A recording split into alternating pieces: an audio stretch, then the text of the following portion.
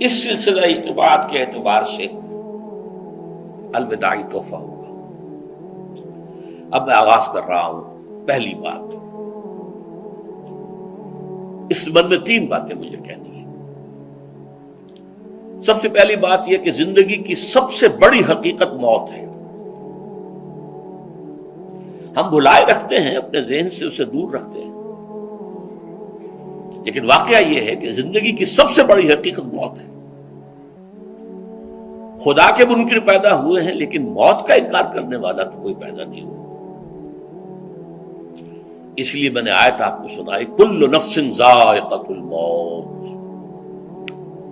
ہر ذی نفس کو موت کا مزہ چکھنا ہے، ہر جاندار کو موت کا مزہ چکھنا ہے۔ ثم الینا ترجعون، پھر ہماری طرف لوٹا دیے جاؤ۔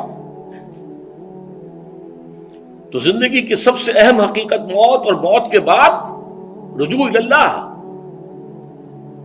آخرت، یہ سب سے بڑی حقیقت ہے۔ ایک حقیقت سب مانتے ہیں، سب جانتے ہیں، دوسری حقیقت کے اوپر پردہ پڑا ہوا ہے۔ میں نے اس اعتبار سے نوٹ کیا، یہ الفاظ قرآن میں 3 مرتبہ ہے، کل نفس ذائقۃ الموت، ہر جاندار کو موت کا مزہ چکھنا ہے۔ انبیاء اس سے مستثنا نہیں رہے، رسول اس سے مستثنا نہیں رہے، اولیاء اللہ مستثنا نہیں رہے۔ وقتی طور پر استثناء حضرت عیسیٰ کا ہے کہ ابھی وہ زندہ ہیں، لیکن عیسیٰ یاتی علیہ الموت، حضور نے فرمایا عیسیٰ پر بھی موت آئے گی، جب دوبارہ آئیں گے زمین پر اتریں گے، پھر اس کے بعد ان پر موت وارد ہوگی، ان کی نماز جنازہ پڑھی جائے گی، انہیں دفن کیا جائے گا حضور کے پہلو میں، شادی بھی کریں گے، اولاد بھی ہوگی۔ باقی تو یہ ہے کہ کل نفس ذائقۃ الموت، سب کو موت کا مزہ چکھنا ہے۔ عیسیٰ بھی بالآخر اس سے مستثنا نہیں رہیں گے،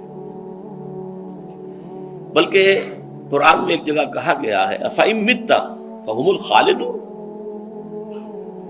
کیا ہے نبی، اگر آپ کا انتقال ہو گیا تو یہ کیا ہمیشہ رہیں گے؟ کون ہے دنیا میں جو ہمیشہ رہے؟ انتقال تو ہونا، آپ کا بھی ہونا ہے۔ إِنَّكَ مَيِّتٌ وَإِنَّهُمْ لَمَيِّتُونَ،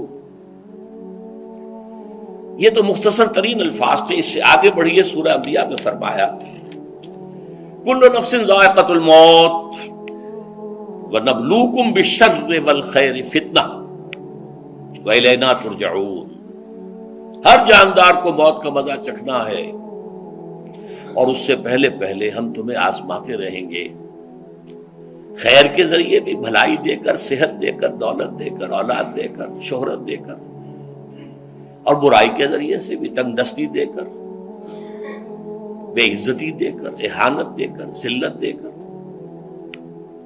وَإِلَيْنَا تُرْجَعُونَ، اور پھر ہماری طرف لوٹائے جاؤ گے۔ یہ وہ دوسری حقیقت جو میں نے کہا کہ جس پر پردہ پڑا ہوا ہے، بہت بڑا پردہ ہے۔ لوگ یہی سمجھتے ہیں کہ یہی دنیا کی زندگی ہے۔ قرآن کہتا ہے إِنَّ الدَّارَ الْآخِرَةَ لَهِيَ الْحَيَوَانُ لَوْ كَانُوا يَعْلَمُونَ، یہ تو آخرت والی زندگی ہے جو اصل زندگی ہے، کاش کہ انہیں معلوم ہوتا۔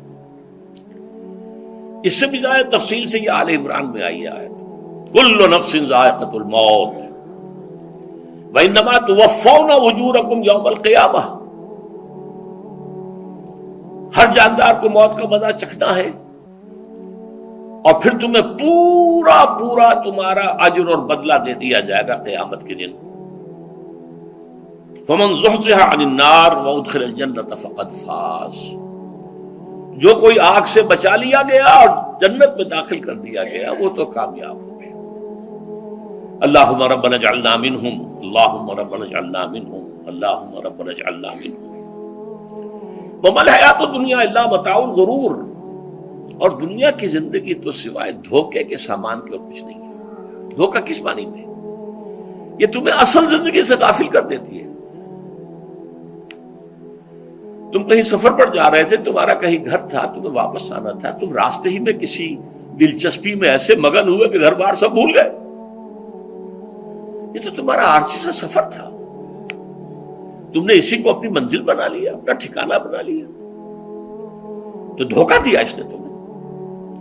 ویسے دنیا کی زندگی دھوکہ نہیں ہے، بڑی حقیقت ہے، اس لیے کہ حضور نے فرمایا انما الدنیا مزرعۃ الآخرہ، یہ دنیا آخرت کی کھیتی ہے، یہاں بو گے تو وہاں کاٹو گے، یہاں کچھ کمائی کرو گے تو وہاں اس کا بدلہ ملے گا۔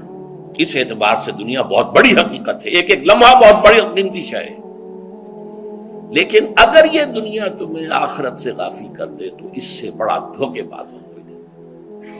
یہ اصل دجال ہے۔ میں نے تقریباً 60 برس کی عمر کو جب میں پہنچا تھا تو موت کا انتظار شروع کر دیا تھا۔ میرے قریبی احباب کو معلوم ہے، میں کہتا رہا، یہ بھی کہتا رہا کہ بھائی میں اپنے حصے کا کام کر چکا ہوں، جتنی صلاحیت اللہ نے دی تھی، جتنی بھی میرے اندر استعداد تھی، میں اس کو بھرپور طریقے پر استعمال کر چکا ہوں۔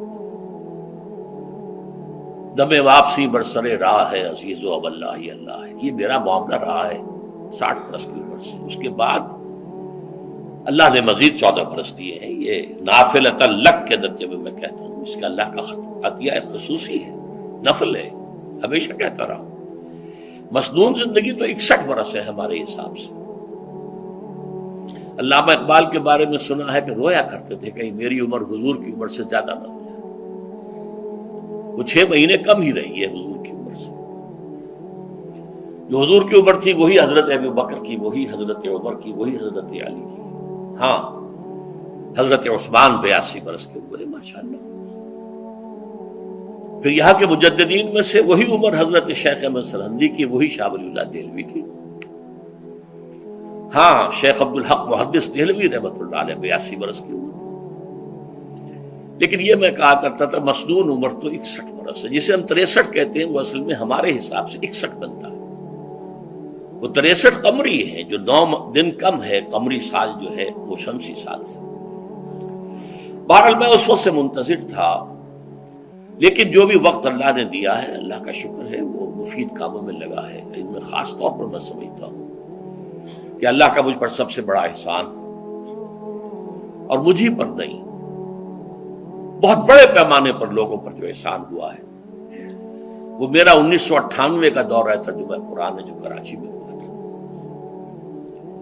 1998 کے مارچ میں میرا بڑا آپریشن ہوا، دونوں گھٹنے تبدیل کیے گئے، لیکن 98 کے آخر میں، حالانکہ میں چل نہیں سکتا تھا، کراچی میں مسجد جو ہے اونچی ہے، دوسری منزل پر ہے، تو خاص ریمپ بنایا گیا جس کے ذریعے میں ویل چیئر پر مجھے لے جایا جاتا تھا۔ میں نے درس دیا۔ اس درس کی گزشتہ چند سالوں سے پوری دنیا میں جو گونج ہوئی ہے اللہ کے فضل و کرم سے، اللہ کا کوئی حکمت خداوندی اس کے ساتھ وابستہ ہے۔ اس میں میرے کسی کام کو دخل نہیں ہے، میری کسی کوشش کو دخل نہیں ہے۔